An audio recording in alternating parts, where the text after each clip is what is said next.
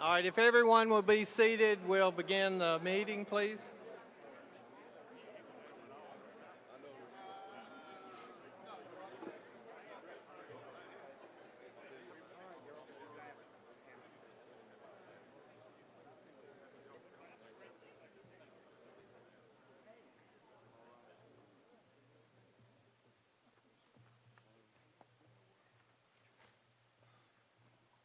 Good morning. Isn't it good to be back together?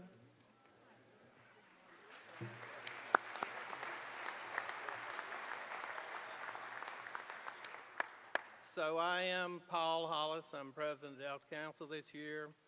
It is so good to be together for our 86th annual meeting of Delta Council. Before we begin, if you haven't already, let's turn your phones off, put them on silent.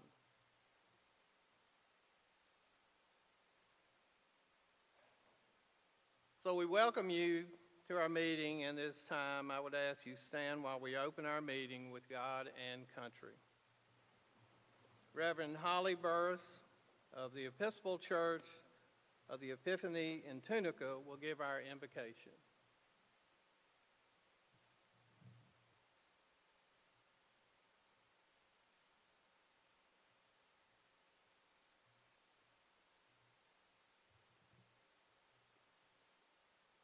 Let us pray.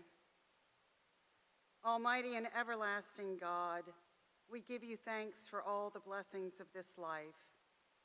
We pray to you for favorable weather, temperate rains, and fruitful seasons, that there may be food and drink for all your creation. We pray to you for blessing upon the lands and waters and all who work upon them, to bring forth food and all things needful of your people. We pray to you for all who care for the earth, the water, and the air, that the riches of your creation may abound from age to age.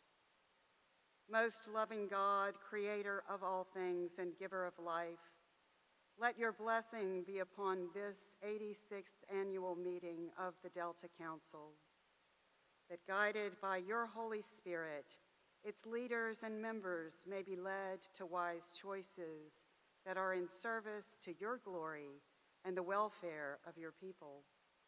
All this we ask in the name of your Son, our Savior, Jesus Christ, the Lord. Amen.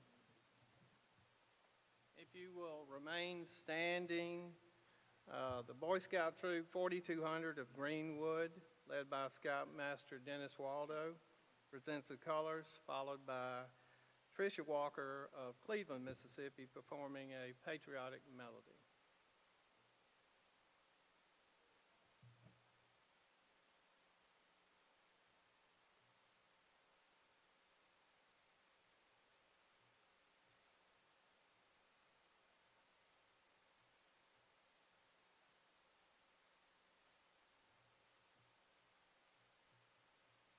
Color guards, present the colors.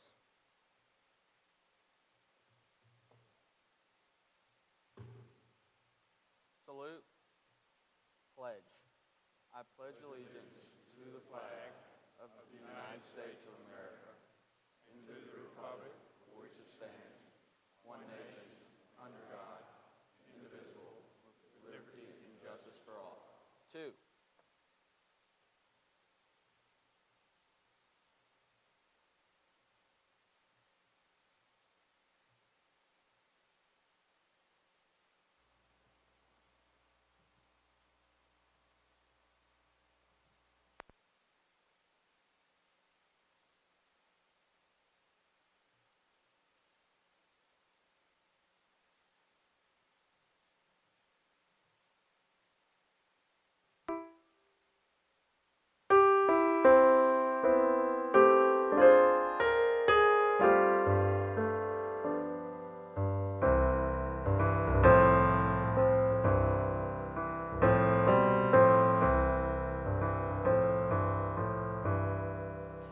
This land is your land.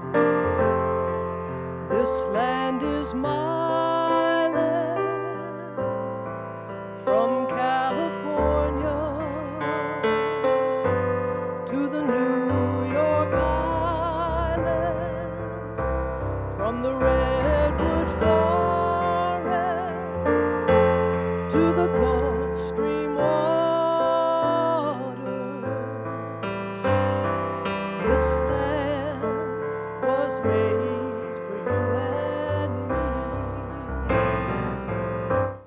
So lift every voice and sing till earth and heaven ring with the harmonies of liberty. Let our rejoicing rise as the listening skies. Let it resound loud as the rolling sea.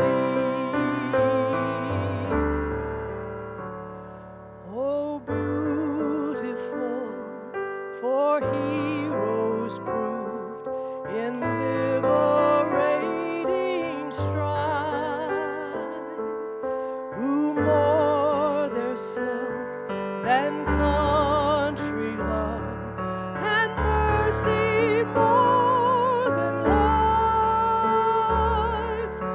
America, America, God mend thine every flaw. Confirm thy soul in self-control, thy liberty in law. America, America, God shed His grace on thee, and crown thy good with brotherhood from sea to shining sea. This land was made for you and me. So lift every voice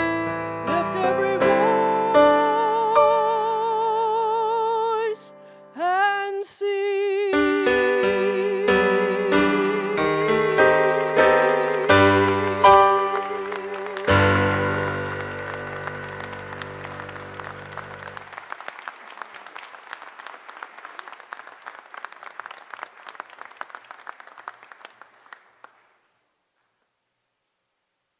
You can be seated.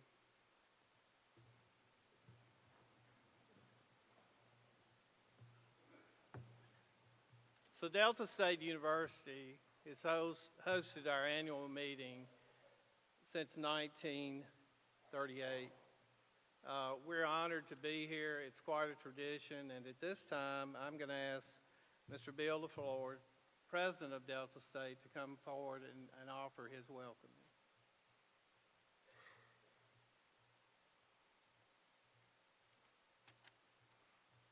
President Hollis, Chairman Gresham, and distinguished platform guests, all of you. Ladies and gentlemen, we give you a very warm and hearty welcome to Delta State today. I'm in charge of the weather. You're welcome. It is our pleasure, as President Hollis mentions, to be able to host this event each year, as we have for so many years, and to partner with Delta Council in so many ways. Delta State and the Delta Council have been joined at the hip since Delta Council's inception. Delta State's second president, Dr. William Keithley, was Delta Council's first president, and other Delta State presidents and officials have served in various capacities for Delta Council as well throughout the years. For me, growing up here in Cleveland, I well remember the days of the chicken luncheons that were very famous before we switched to catfish. So on behalf of Delta State and our family here, we welcome you. We hope that you will return to campus often, and please know that you are always welcomed on our campus.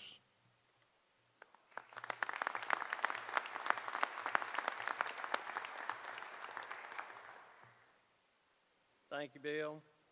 All right, so at this time, I'd like to introduce the distinguished guests we have on the stage with us today. I'm going to ask them to stand as I call their name, but I would like for y'all to hold your applause until they've all been recognized. The Honorable Michael Guest, Congressman from the 3rd Congressional District of the state of Mississippi. Major General Jansen Bowles, Adjutant General for the state of Mississippi. Colonel Robert Hillier, Commander of the Vicksburg District, U.S. Army Corps of Engineers. The Honorable Delbert Hosemann, Lieutenant Governor of the State of Mississippi. The Honorable Philip Gunn, Speaker of the House. The Honorable Lynn Finch, Attorney General of the State of Mississippi. The Honorable Shad White, State Auditor for the State of Mississippi. The Honorable David McRae, State Treasurer for the State of Mississippi. Commissioner Andy Gibson, Mississippi Department of Agriculture and Commerce. The Honorable Mike Cheney, Commissioner of Insurance for the State of Mississippi. Dr. Gerald Briggs, President of Mississippi Valley State University. Dr. Mark Keenum, President of Mississippi State University, AL State.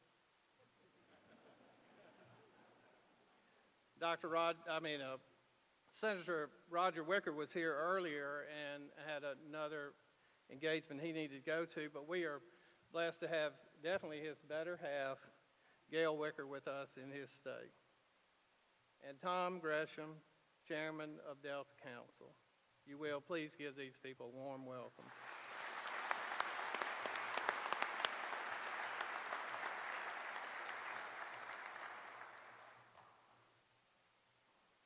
So within a short period of time after I became president of Delta Council, I met with new officers who were local leaders in all parts of this Northwest Mississippi.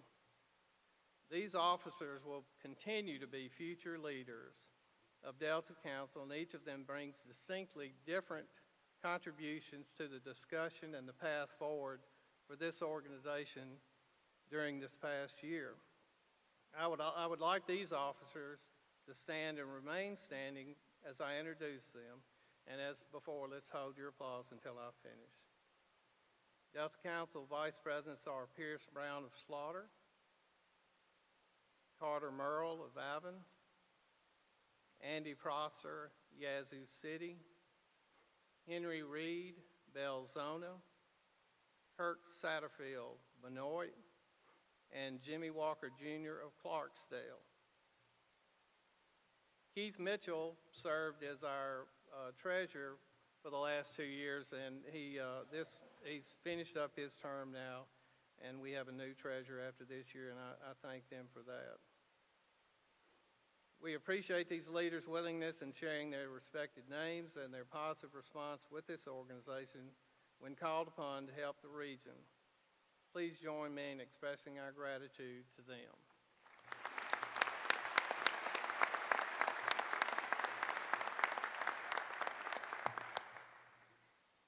And at this time, I want to recognize the men and women who served with Tom Gresham during his term as president. And because of last year and not having the annual meeting, a lot of these guys didn't get recognized, so I want to recognize them at this time.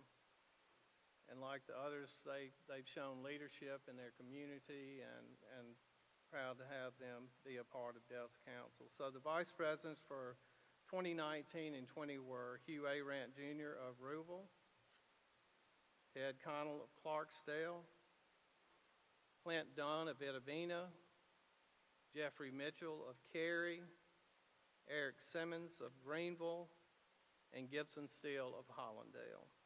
Let's give them a round of applause.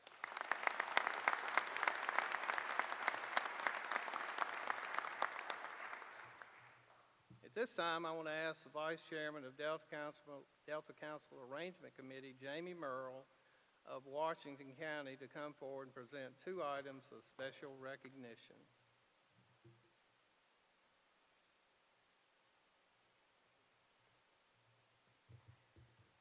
Thank you, Paul. The Annual Achievement Awards recognize people who excelled in very important areas of work. On the walls flanking the stage today and in your annual report, these individuals are featured for their leadership in these respective fields of work. They will receive their recognition today during the noon hour on the quadrangle, and we invite anyone who would like to join us in this important moment during our annual meeting. Each year at this meeting, Delta Council pauses for a moment to remind our members and guests that we cannot overemphasize the importance of the single largest industrial employer in our Delta job sector, and that industry is Delta Agriculture. The economic activity generated by a 3 million acre farm, commonly known as the Mississippi Delta, stimulates job creation, generates payrolls in every community in our region, and accounts for the vast majority of our total economic activity. The Wear Cotton Contest of Delta Council is designated to send this message that a seersucker suit and an all-cotton pants outfit on this day is meant to emphasize that we are proud of the estimated 50,000 good-paying jobs and the $700 million which Delta Agricultural generates in local, state, and federal tax revenues. Before announcing the 10 finalists and winners of the 68th Wear Cotton Contest, I would like to express appreciation to our spotters and our judge. Our spotters were Carol Cashin Doolittle of Greenville and Ansley Van Landingham of Leland.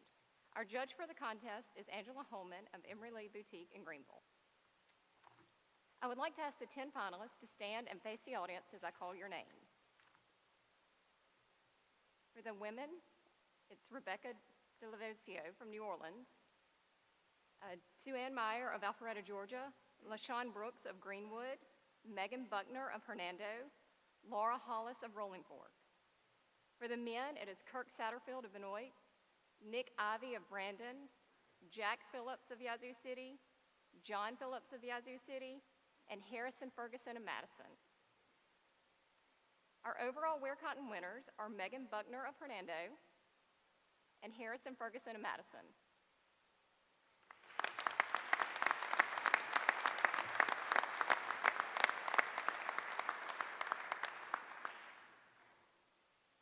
Good Midland Community Service recipients are individuals who have dedicated their lives to the service in their local community in a way that transcends the entire region. The 2021 recipient of Good Midland Community Service Award has been a tireless volunteer in communities throughout the Delta region. She earned a bachelor's degree in sociology and psychology from Auburn University, a master's of education in guidance and counseling from Mississippi State University, and a master's degree in sociology from Delta State University. She has continued educational work from a variety of universities as well. Sherilyn Jones is a longstanding leader with the American Association of University Women, AAUW. During her tenure with AAUW, she served on the College University National Committee, of which she was also chair. She was a member of the Legal Advocacy Fund Board, served as the Southeastern Regional Director, as well as the AAUW Mississippi State President. Sherilyn also started the first community college branch of AAUW in the nation at Mississippi Delta Community College. In addition to this work, she has moderated several political forums, including local mayoral elections, to U.S. Representative, Mississippi Governor, and U.S. Senate elections. In the community, Sherilyn has served as the first president of Mississippi Women for Agriculture since 2010 and is treasurer for the Sunflower County Humane Society Board. She is on multiple community boards of directors, including the Indianola Literacy Board, Indianola Excel by 5, Indianola Open Air Market, Mississippi Tennis Association, Mississippi Delta Community College Center for Career and Workforce Development Advisory Board, Mississippi Council for the Humanities, and Coalition for Mississippi Children. She is also a member of the Delta's Rockers dance team. Born and raised in Atlanta, Georgia, Sherilyn now resides in Inverness with her husband of 44 years, Austin Jones. They have one son, Andy, and a daughter-in-law, Christy, and 2 grandchildren. They are members of the First Methodist Church in Indianola, where she serves as youth leader, office assistant, and assists with Bible studies. Sherilyn Jones of Inverness is our 2021 Good Midland Community Service Award recipient. Sherilyn, thank you for all you do for the Delta, and please step forward.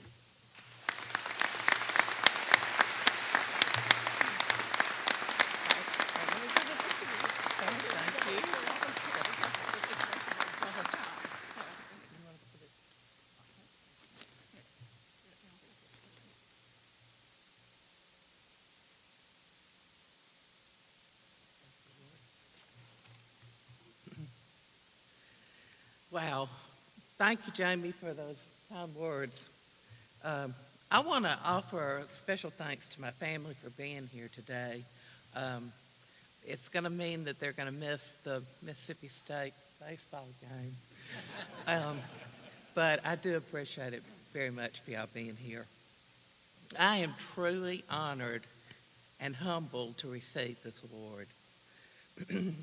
I'm appreciative of the women that have gone before me that are good middling ladies.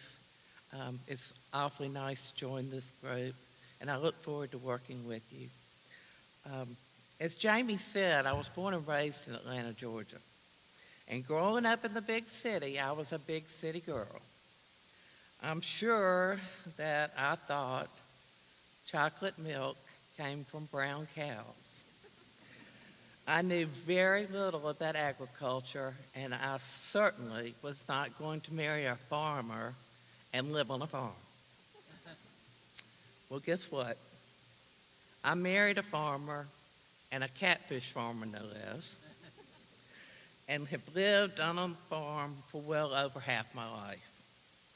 A transformation took place, and by the grace of God, I landed in the Mississippi Delta.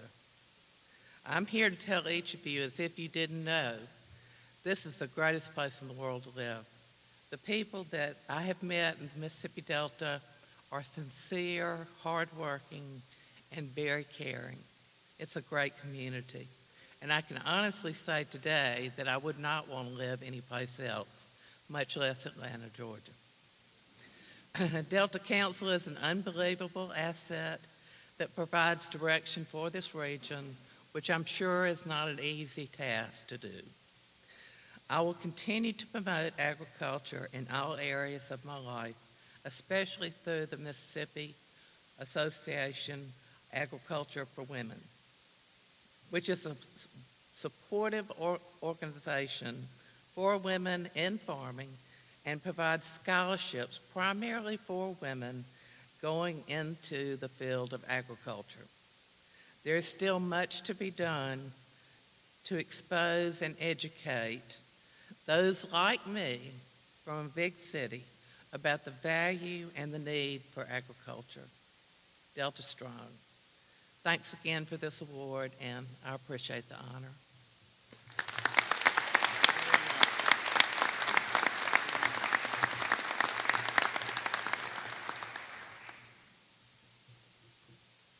Thank you, Jamie, and much deserved congratulations to Sherilyn.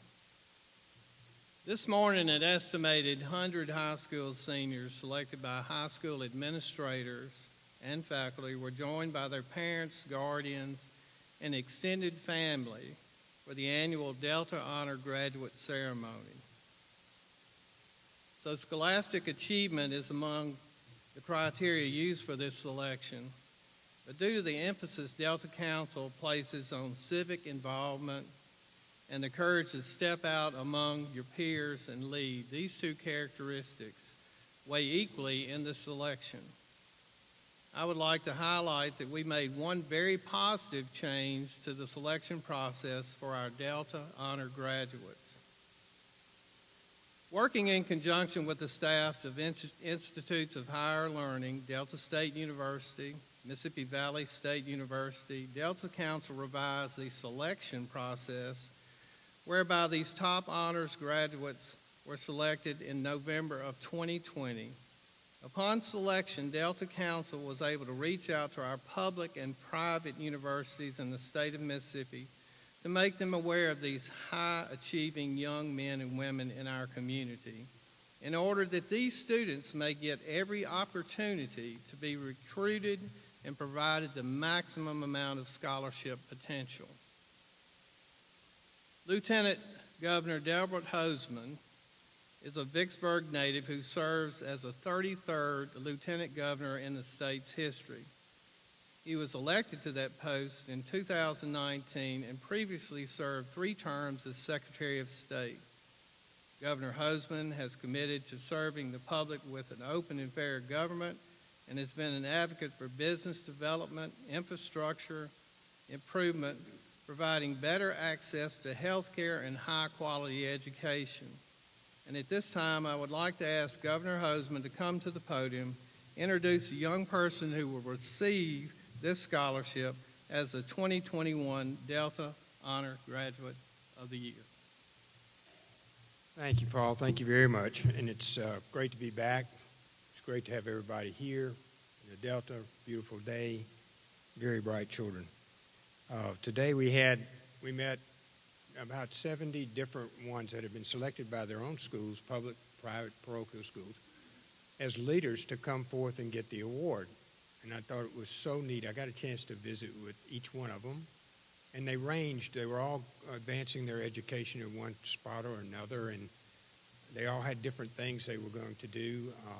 One was computer science, which is sorely needed, of course. The one young lady said she was going to do political science, and I told her to get a day job. I'm trying to be honest, you know, it's whatever.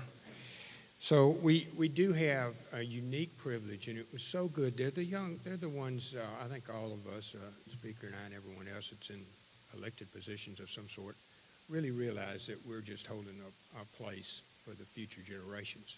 And those future generations are right here in the Delta, and we're very proud of them. I'd like for all of them to stand, please. All of you who are here present, would you all please, that got the award? Molly, would you all please stand? Yeah, you all got to stand at the same time. They won't see you.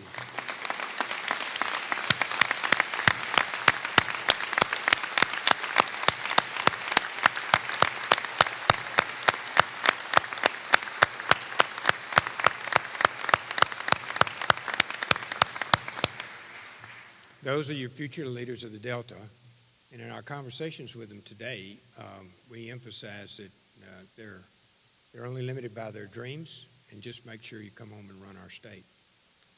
One other thing I want to deviate just a second. Will all the parents, brothers, sisters, moms, dads, grandparents of those people please stand? Would you please stand, your moms and dads? And I'd ask the graduates to thank them.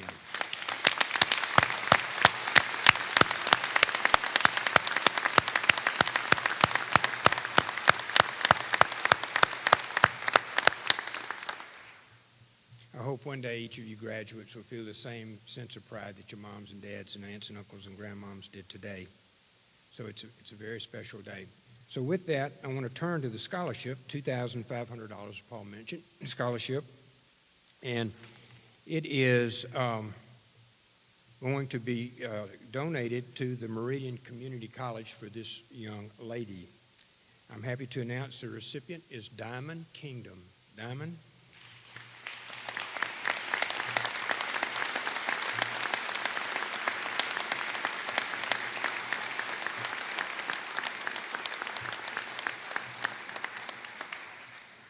Diamond and I had a chance to visit today. I want to read you a little bit about her. She's a Greenville native, 18-year-old daughter of Ms. Gladys Smith Kingdom.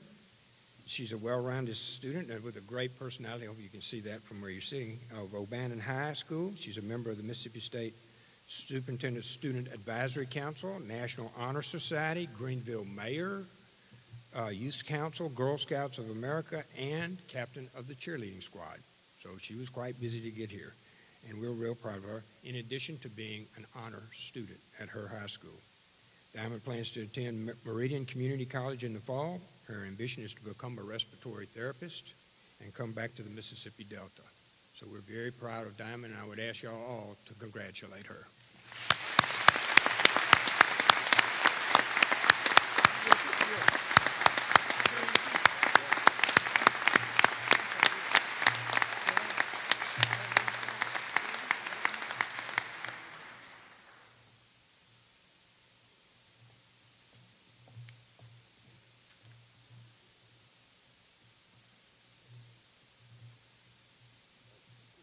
Stand by. See it.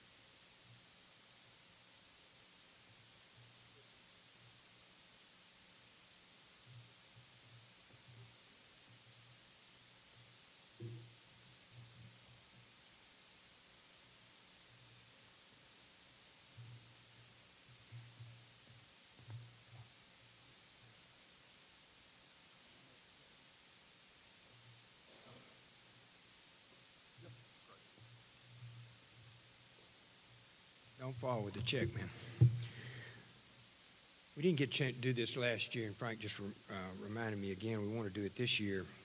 We were unable to meet during 2020 because of COVID, and we had a Delta Honor graduate that year as well, and I'd like to bring him forward, Kyle White of Byhalia.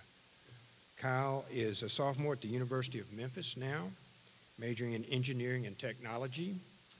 He is a 2020 graduate of Center Hill High School. He's the son of Mr. and Mrs. Carl and Trudy White of Byhalia. On graduation, Kyle plans to return home to work in his family business. Welcome back to Mississippi, and we're pleased with that. Kyle, please come forward. Is he here today? Good. Did you see your check? I did last year. Take your hand out.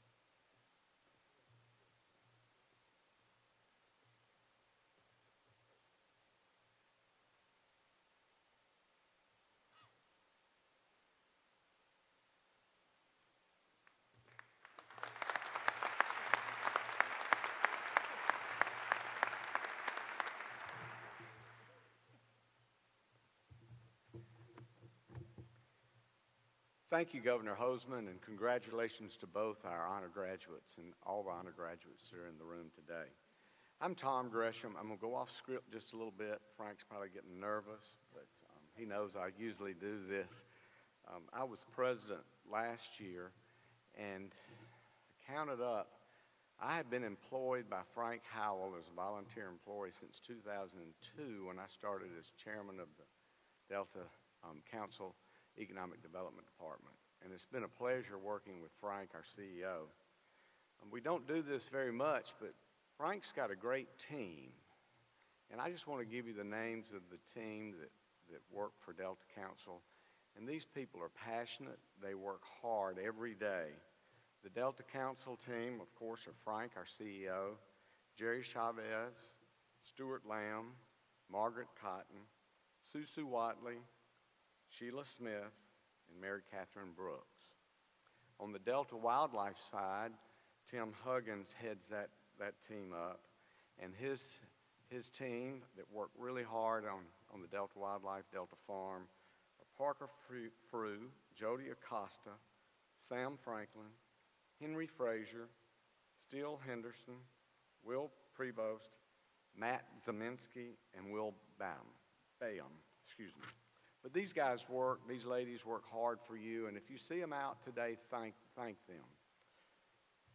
And I look forward to next year being able to sit back there, Frank. It's been a long time since I've been able to sit in the audience. The images on both sides of the stage today serve as an opportunity for Delta Council to express appreciation to those businesses and the individuals associated with those businesses who have continually sponsored the Delta Council annual meeting since 2001.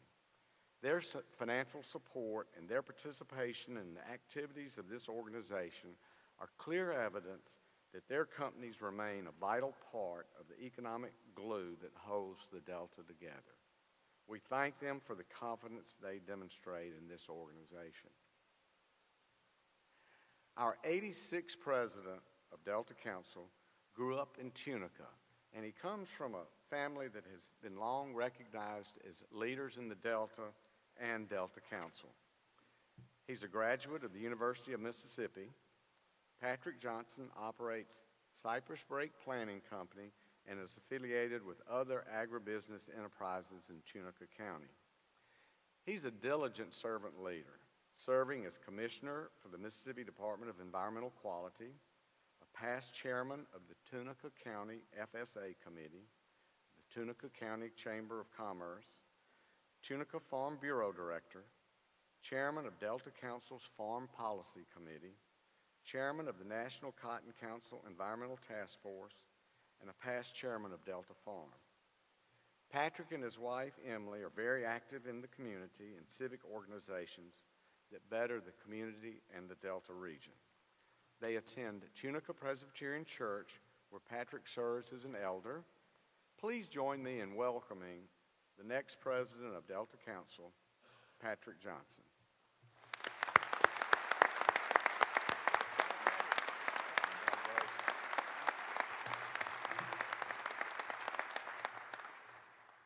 Good morning. Thanks, Tom. And I'm honored to serve the Delta in this capacity, and I assure you that Emily and I will do all in our ability to uphold and support the initiatives of this organization. The officers of Delta Council who will serve with me this year will not be asked to stand this morning, but please note their names are on the screen behind me, and I congratulate each of them as well as look forward to working with them in the coming year. They are LaShawn Brooks of Itabena, Lawson Gary of Greenwood, Jay Gore of Grenada, Shaw Johnson III of Clarksdale, Johnny McWright of Greenville, Tim Timms of Indianola, and Craig Scheidler of Senatobia. Before I'm seated, it gives me great pleasure to take a moment among all of us on the platform and in the audience to extend our appreciation to Laura and Paul Hollis and Louise and Tom Gresham for their service over the last 2 years to this organization that tries so hard to solve all of our regional problems in a constructive manner that we call Delta Council. I've had the pleasure of working with Paul and Tom on a number of initiatives over the years, and I could not be more excited to serve as president behind these two extremely effective individuals. And I'm confident that following them, the work of Delta Council will continue smoothly. Paul and Tom, I would like to ask both of you to step forward so we can present you with a gift to express our appreciation for your service to this region.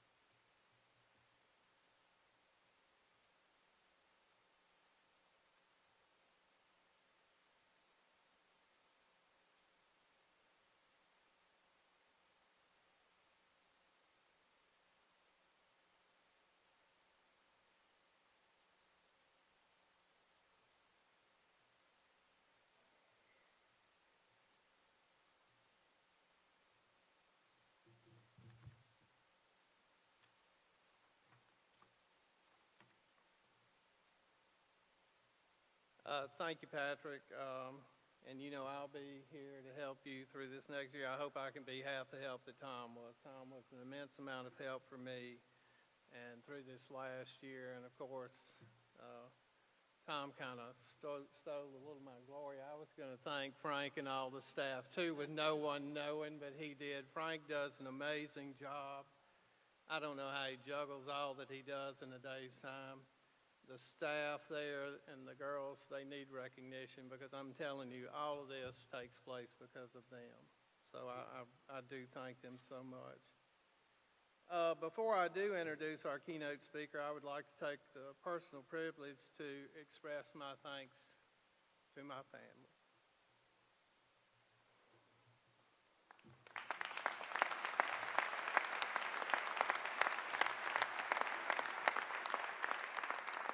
I do this all the time when I talk about somebody that I love, so I'm sorry. But anyway, Laura's been great for me this year. She has taken on duties while I've been in Stoneville. I couldn't tell you how many trips, but all been worth it. And she's a wonderful wife, a wonderful leader, and I couldn't have done this without her. So now I'm through.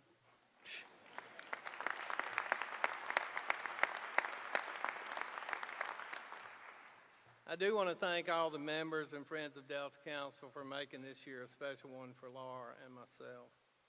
The events of the past year have strengthened my faith in Delta Council's ability to tackle the challenges and produce positive outcomes working through this organization and Delta Council. And I've learned no matter what the issue is, you can count on people from the Delta to step forward and work together to address it. I'm grateful for the officers, directors that have served with me this year and all the members and friends of Delta Council that have worked alongside us to make Delta a better place. It is critical that we maintain an adequate safety net as disasters, both natural and man-made, continue to leave a footprint of uncertainty on our agricultural sector. This will continue to be a major focus of this organization during the next years. Our efforts in community and industrial development remain robust. And as the Delta Strong program and the Work Ready workforce effort put the Delta squarely on the map as a competitive place to do business, we're excited about a number of positive industrial locations, including the Milwaukee Tool Plant in Grenada. We were talking about this earlier. I'd originally heard that it was going to employ 800 people. Now I think it's estimated they may employ 1,000. And the good news about this is Milwaukee Tool is growing and doing so well that it will not affect the plant in Greenwood already right now. That it's a major impact to that city. Delta Council continues to emphasize on vital conservation of our land and water resources, and meaningful progress is being made to better understand our aquifer so that we might protect this incredible resource long into the future to sustain our economy. Transportation and infrastructure remains a key focal point for Delta Council.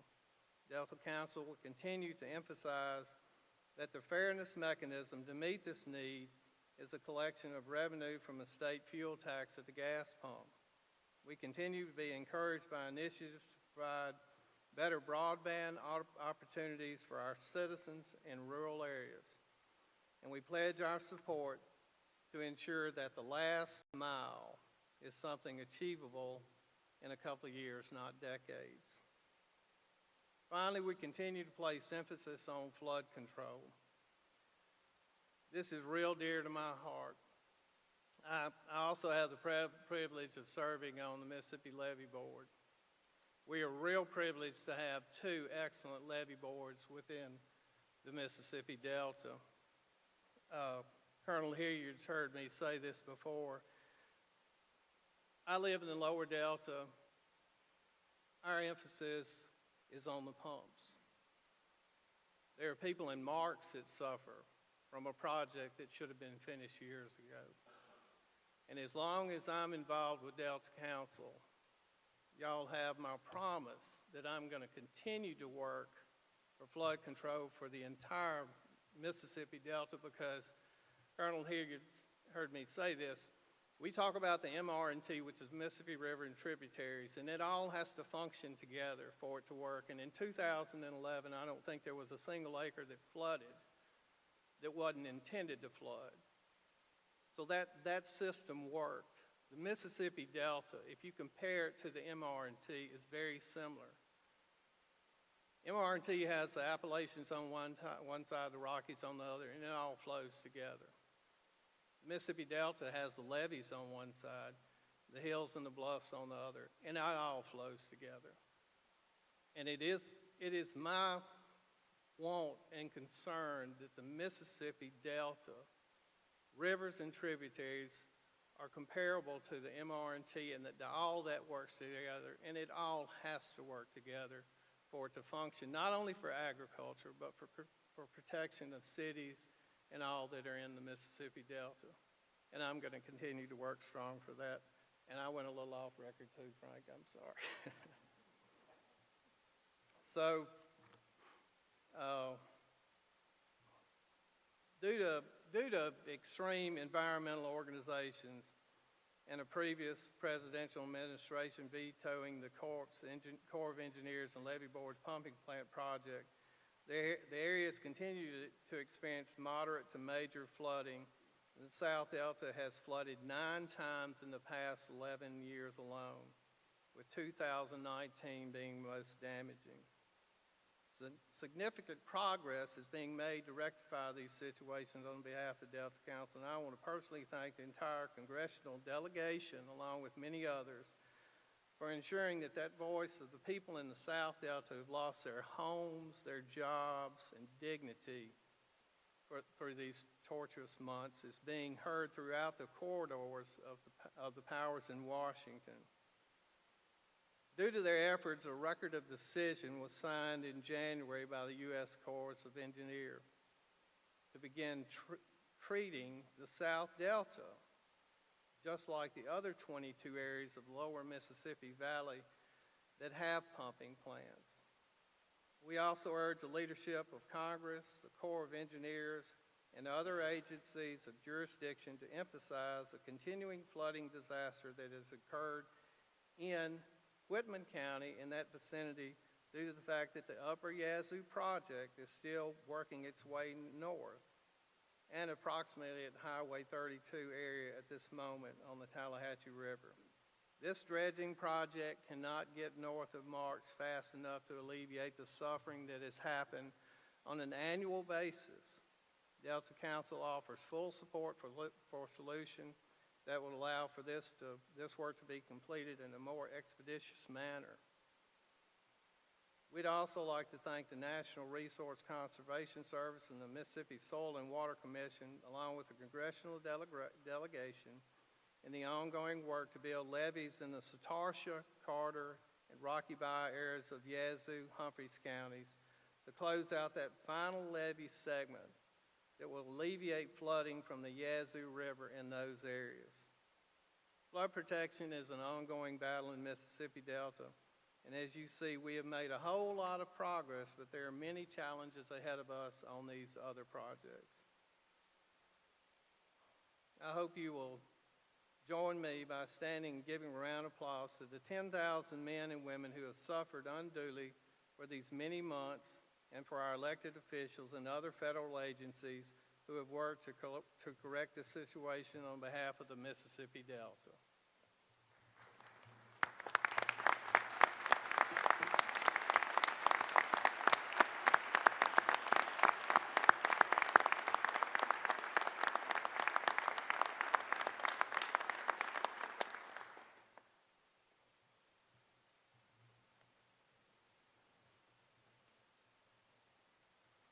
So at this time, it's my pleasure to introduce our keynote speaker.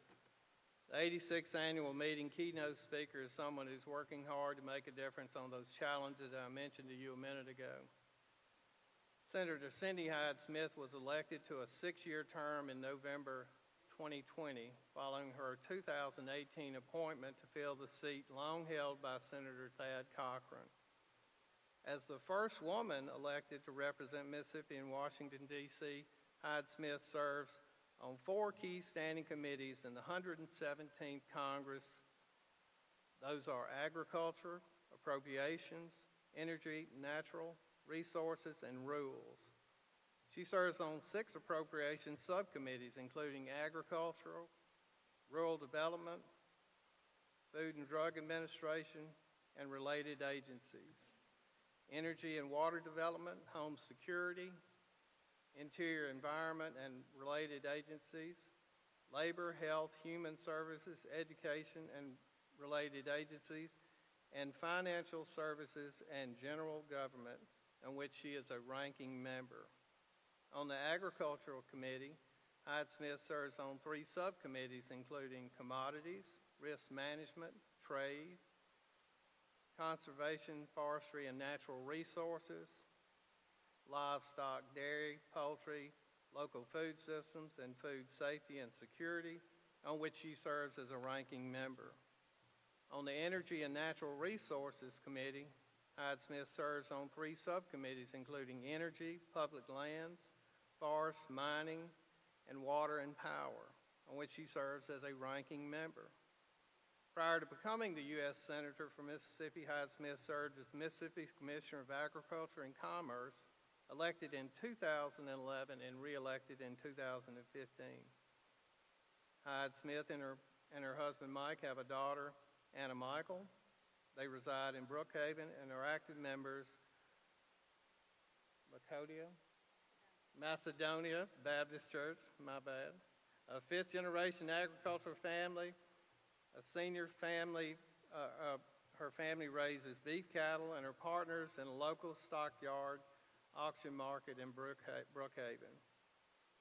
On those priority issues I mentioned earlier, there have been no more forceful and consistent advocate than Senator Cindy Hyde Smith. She understands the challenges that face rural areas like Mississippi Delta, and it's been amazing to watch what she educates her colleagues on issues like the backwater pump. Once she digs her heels in, she is a force of nature.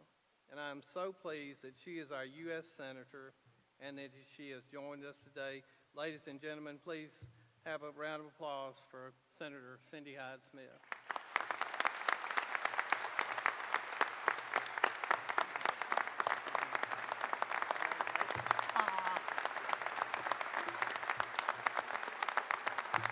Thank you so very much. You're very, very kind. Thank you very much. I tell you, I really am so pleased to be here today. It is so good to see so many old friends and so many faces that I haven't seen because I've been busy in Washington, D.C. But I just want to say, good morning, Mississippi Delta. It's great to be here and in the company of so many distinguished leaders behind me. Thank you, Mr. Hollis, for that kind introduction, and thank you for all the warm welcome that I've gotten all morning. I want to recognize my staff. You know, as we well know, the staff is so important, and I have a wonderful staff. My husband is with me today. We have an anniversary coming up. Speaking of anniversaries and spouses, he says, I can always remember my anniversary because I haven't had breakfast since June the 22nd of 1996. So this year we're celebrating 25 years, but I knew I was in the Delta when I first woke up this morning. I heard that distinct noise and I thought, that's a Pratt Whitney flying over. So I knew I was in the Delta when I heard that. But you know, many prominent speakers have addressed the annual meetings at Delta Council over the years, going all the way back to 1938. Governors, members of Congress, White House officials, business leaders, even Nobel Prize winners have come here to share their views on topics of interest to the Delta. So I am very humbled to be here as well. Today I want to spend some time talking with you about where we've been and where we're going. And when I say we, I mean the Delta. Yes, I'm from south of I-10 and I raise beef cattle instead of row crops or catfish. But I say we because your problems are my problems and your priorities are my priorities. And if it's important to you, I assure you it's important to me. I hope you will accept me as an honorary member of the Delta one day. Before going right into my topics, I'd like to discuss with you. I want to first thank the Delta Council, Executive Director, or Executive Vice President Frank Howell in particular for inviting me to address this 86th meeting. It's a great honor and privilege to be here on this stage this morning. Let's talk about Frank Howell for a minute, because I feel like Frank and I have shared a lot in common over the last 3 years. For one, both Frank and I stepped into our current positions around the same time. On April the 9th, 2018, my first day in office as a U.S. Senator, the Mississippi River had just fallen below flood stage on the Greenville Gauge after a month of extremely high water. The water level at the Steel Bayou landside gauge was at 92 feet, down from 95 feet just a few weeks prior, which meant well over 350,000 acres in the Yazoo backwater area were underwater and likely to go unplanted that year, and I suspect Frank's phone was ringing too. Around the same time, the United States was about to engage in quite the trade war with China. That happened, as we all know, which put a tremendous damper on commodity prices. Then came the 2018 Atlantic hurricane season, which resulted in a number of tropical storm depressions dumping unprecedented rainfall on crops when farmers needed it the least. Then came the 35-day government shutdown beginning in December of 2018, which left thousands of employees, like those at USDA Research Center in Stoneville, wondering when they would get their next paycheck. Unfortunately, 2019 ended up being a lot like 2018. Floods, storms, unfair Chinese tariffs, low commodity prices, and a lot of partisan bickering in Washington. And we all know about the challenges that began in the early parts of 2020, continuing through the first part of this year. Not only were Frank and I tasked early on with trying to address many of the challenges facing the Delta, we also had some very big shoes to fill when we stepped into our current positions. For Frank, those shoes were those vacated by Mr. Chip Morgan, who served as Executive Vice President for 36 years. For me, those shoes were those of Appropriations Committee Chairman Senator Thad Cochran, the powerful appropriator and quiet persuader who will forever be remembered as one of the greatest United States senators to serve the great state of Mississippi. And he was certainly a champion for the Delta, no doubt. Let's take a brief moment to honor each of these fine gentlemen and leaders, Thad Cochran and Frank Howell.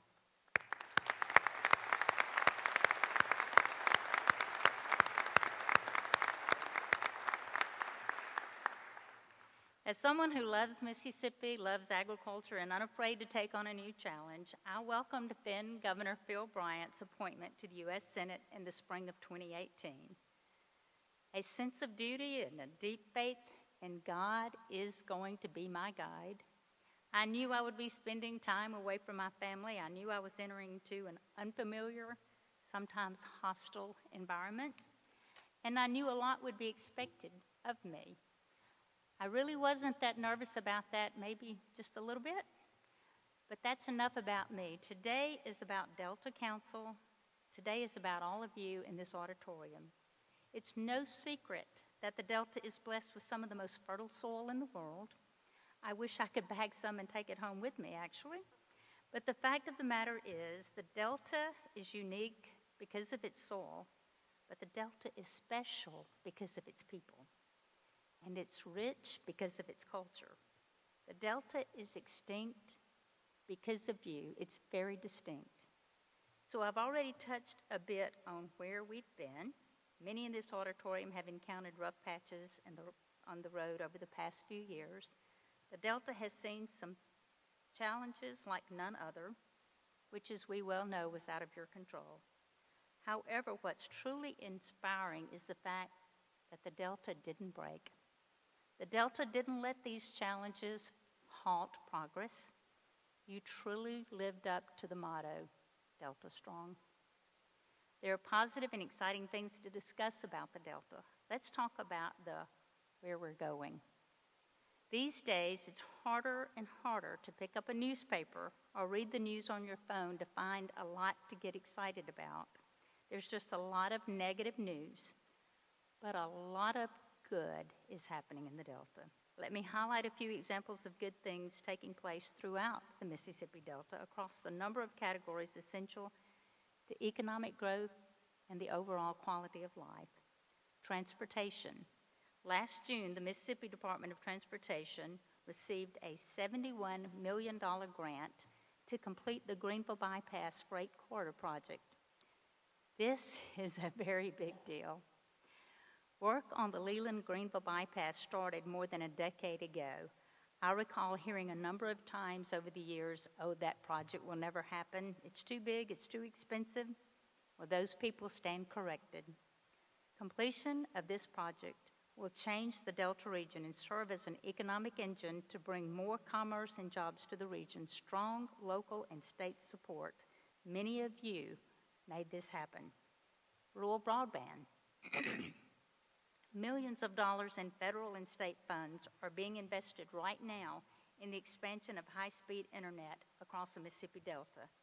A month after the Greenville Bypass award, the Tallahatchie Valley Electric Power Association was awarded a $16 million grant through USDA Reconnect program This will allow the Tallahatchie Valley EPA to connect 2,082 people, 331 farms, 32 businesses, 6 fire stations, and a post office to high-speed broadband internet in 5 counties: Yalobusha, Tallahatchie, Panola, Grenada, and Quitman. Thank you, Tallahatchie Valley EPA, because you made this happen. Rural telehealth. Millions of dollars are also being invested to improve and expand rural telehealth services throughout the Delta. Just a few months ago, Delta Health System in Greenville was awarded a telemedicine grant through USDA Rural Development, the largest grant in the hospital's nearly 70-year history, to support and improve health care access in 15 sites and in 4 rural counties: Washington, Issaquena, Humphreys, and Sharkey. Rural education. Delta Health Alliance is currently using a $1.5 million Health and Human Services grant to assist public school districts and 5 local rural health clinics across 10 rural Delta counties to replicate teen pregnancy prevention programs in school settings. I commend Delta Health Alliance and its good leaders for continuing to play a leading role in improving health care and education throughout the Delta. Workforce development. Delta Regional Authority, which we're proud to have headquartered in Clarksdale, is in the process of awarding $29 million in grant funding appropriated in fiscal year 2021 to support the workforce training and education in rural communities across the Delta. Going forward, these programs offered a promise of help of more people finding better jobs. Agricultural research. Few folks outside the Delta know about this incredible and invaluable resource that we have just 25 miles south of here. The USDA Agriculture and Research Service, ARS, Southeast Area Office, headquartered in Stoneville, conducts research on all the major crops of the Mid-South: cotton, corn, soybean, rice, poultry, and catfish. Not only do they conduct groundbreaking research on our key crops, they also conduct research on things that are potential threats to the Delta agriculture, such as long-term sustainability of the alluvial aquifer, pollinator health, and many other things. As we speak, ARS scientists in Stoneville are utilizing research dollars to do things that help make Delta farmers among the best in the United States. If Mr. Archie Tucker, ARS Area Director, is here today, please know that the first 2 words I typically hear when your name comes up are rock star.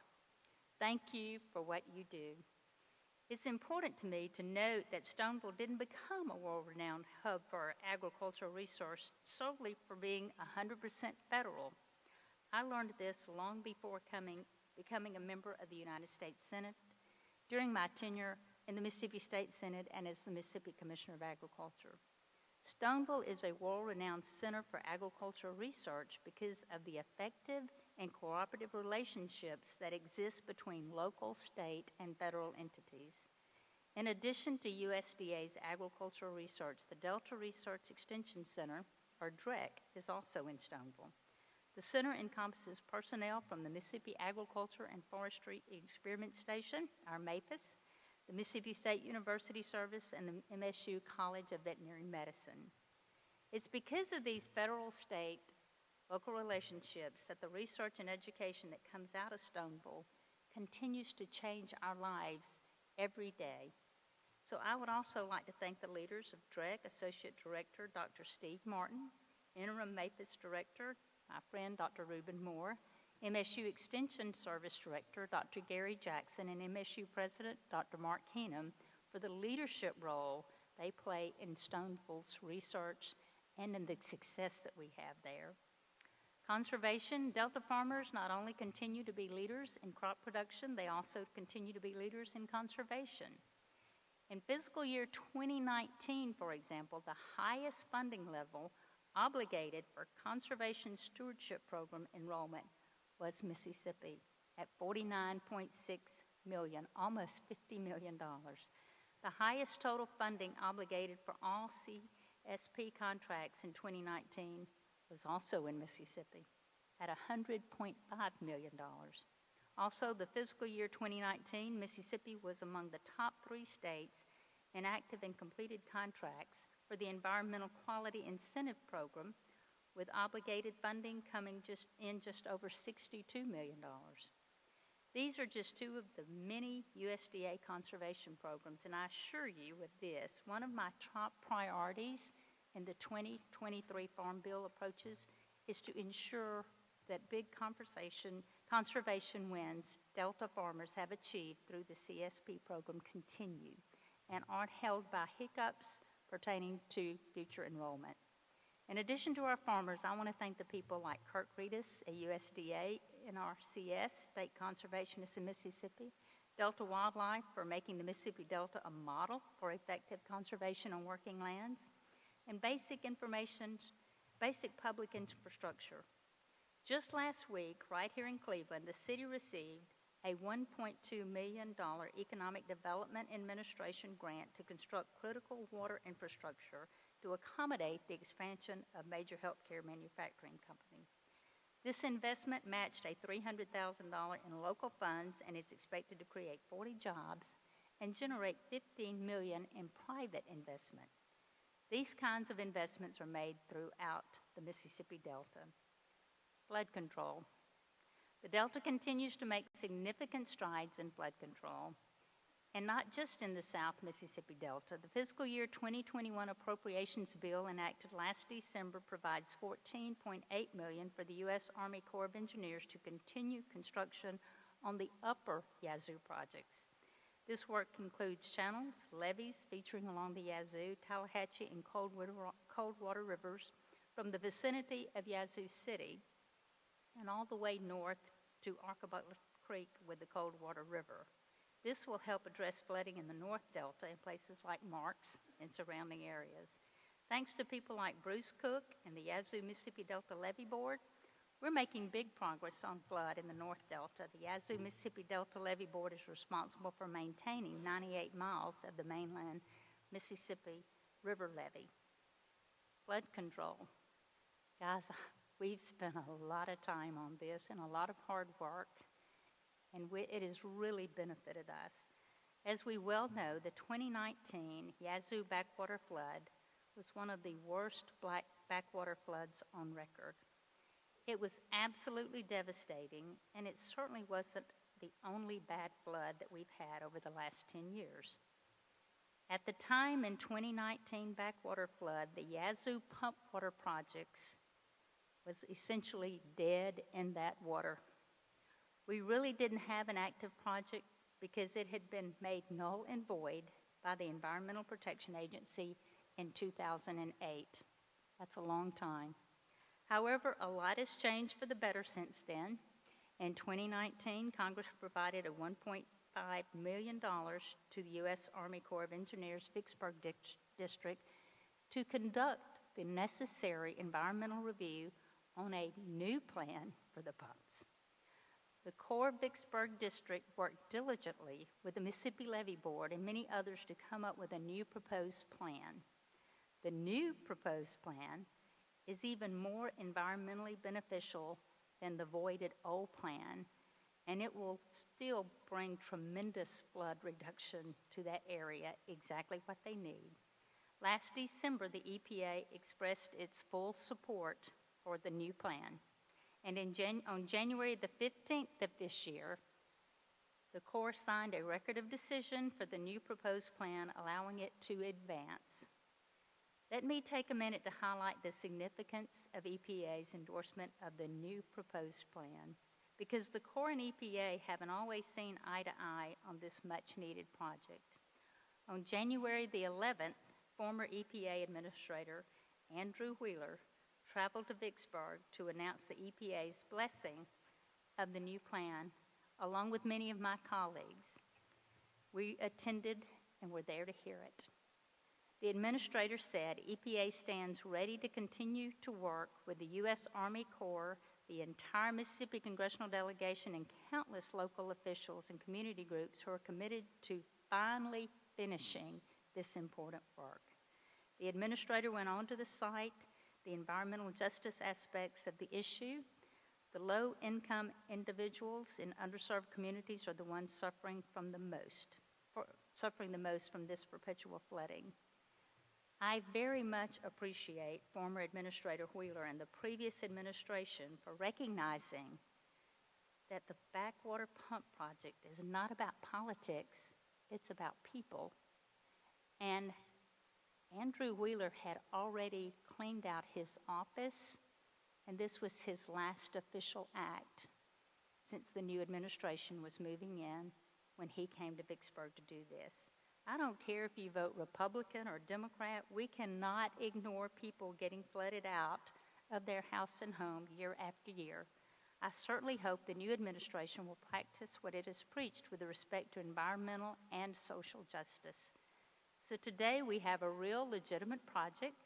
The new proposed plan for backwater pumps is moving forward. The Corps is currently using $11.2 million in fiscal year 2021 appropriations funding to carry out pre-construction, the engineering of the pumps, and design, and I am very proud, to say the least, of the progress that we have made. This could not have happened without the coordinated and dedicated efforts of many. I'm grateful to Vicksburg District Commander Colonel Robert Hillier, Kent Parrish, Eddie Belt, and many others at the Vicksburg District for working so hard on this project. They really did. They made things happen. Peter Nimrod with the Mississippi Levee Board has been fantastic. South Delta farmer Clay Adcock helped gather more than 30,000 signatures on Finish the Pump petition. Governor Tate Reeves and Lieutenant Governor Delbert Hosemann, coordinated state agencies, have all done an outstanding job. There's so many others who have played a significant role in this effort, and I just want to say thank you to them all. This is not to say all of the challenges associated with the pumps are behind us. We still have a radical environmental group filing lawsuits and spreading false information about the project. Let me tell you, working on the backwater issues has been a real eye-opening experience. I often catch myself wondering, why do some people, many that live over 1,000 miles from the Delta, think they know more than you do about the environment, wildlife, and water quality in the Delta? I'd prefer for those people to let the ones who do know, specifically you all, worry about the place that you call home. Let's keep up the good fight on the pumps and continuing defending what you deserve. Now let's bring today's conversation full circle. We have touched on some of the challenges the Delta has faced. We've also discussed the big strides the Delta is making: transportation, rural broadband, telehealth and education, workforce development, agricultural research, conservation, basic public infrastructure, and flood control. And it's important to note that the examples I've highlighted today in each of these categories are just a few of the many good things taking place across the Delta. Why are these categories in the Delta wins in this area so important? Because these are key to the foundation for economic growth and long-term sustainability. Agriculture will always be the backbone of the Delta's economy. But as much as we need agriculture, we need the things around it to bring new people and new businesses to the region. Moving forward, I believe we need to continue investments in agriculture research to ensure our farmers can continue doing what they do with the land that they have, and we are ensuring that we keep meeting the challenges associated with all of these issues. We must have an efficient system of roads and bridges in place to ensure our farmers can get the grain to our ports, Rosedale, Greenville, and Vicksburg, and deliver their fiber to our gins and marketing cooperatives. Investment in rural health care, education, broadband, it is all so very valuable. Let's double down on workforce development so that existing positions and new job creations in the Delta are ready to be filled with skilled workers. And we need to continue making strides in protecting the Delta from Mother Nature and the mighty Mississippi. One thing we often forget to mention when discussing ways to achieve challenges but obtainable goals is to continue doing the things that are working. Too many good things happening in the Delta right now would not be happening if the Delta wasn't already doing a lot of things right.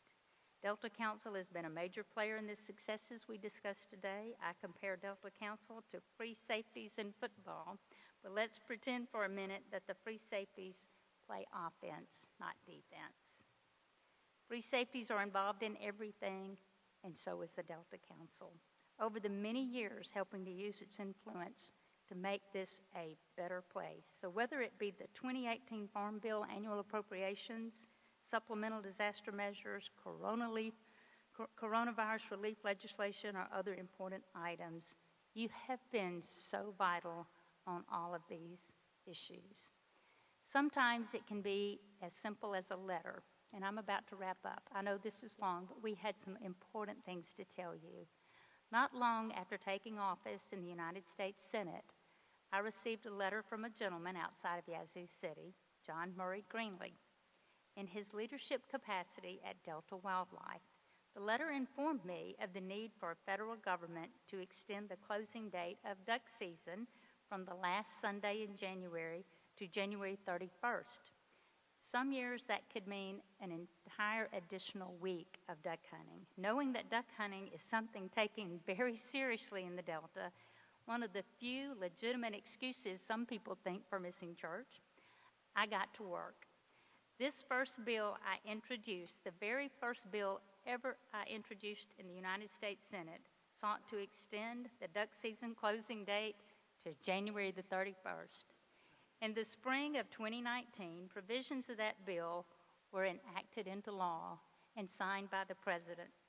That's just a small example of how your outreach makes a big difference. Now, on to the topic I know we're all thinking about is some good old Mississippi farm-raised catfish. One thing I've learned in recent years about U.S. farm-raised catfish versus imported catfish due to the millions of pounds of imports USDA continues to reject for containing banned chemicals, we have made a lot of strides there.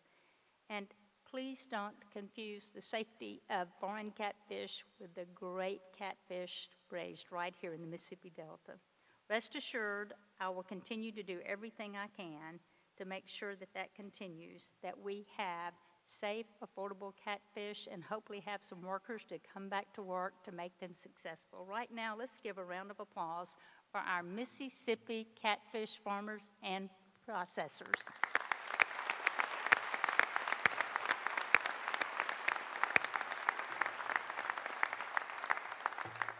In closing, thank you again for the opportunity to share some thoughts with you, and thank you for the trust and the confidence that you have placed in me as your United States Senator. For over 85 years, the residents of the Delta have looked to the leadership of Delta Council for insight, guidance, and leadership. I want Delta Council and you to look at me for results. I want you to call on me. I want you to give me the opportunity to help you. We've been through a lot of challenges, but I want you to know I'm on this path with you, and we're going to move forward together. Thank you very, very much.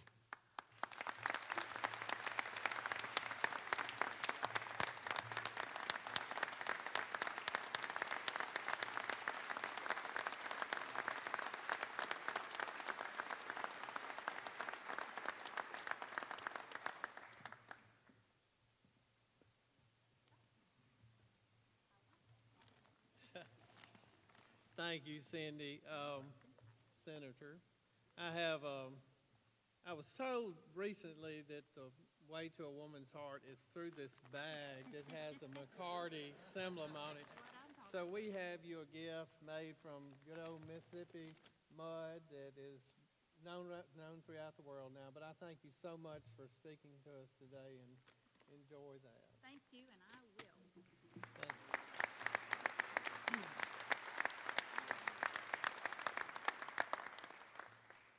So, if there's no other business, I will close the 86th annual meeting of Delta Council. We will adjourn, meet out on the lawn for some of that good Mississippi Delta catfish. Thank y'all for coming.